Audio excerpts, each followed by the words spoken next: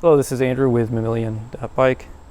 As you might notice from the level here, there's a bend here and a bend here, which means that my Revolt project bike is dead.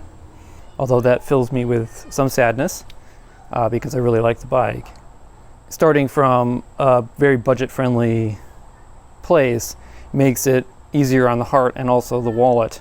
One of the more interesting things about this, so I did this last night on the DPRT, the Des Plaines River Trail, which is a gravel trail that runs along the Des Plaines River out in the suburbs of Chicago. Great trail, by the way. I just did something stupid. One of the things that surprises me, well, there's a few things that surprise me. One, that the frame bent.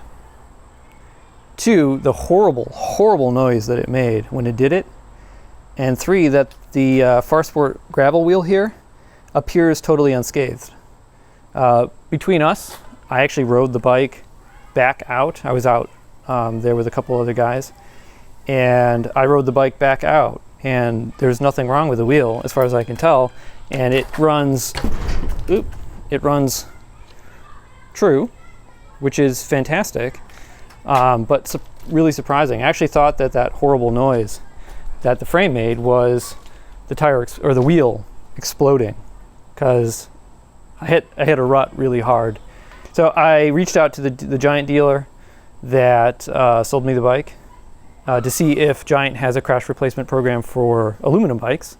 Apparently they have one for carbon bikes, which is interesting because I think that had this been a carbon bike, it probably would have exploded when I crashed it, given the level of damage here to the frame. So maybe it would have been covered, but this one might not be. Still waiting to hear back from Giant on that. If it's not covered, then I need to figure out a new project bike.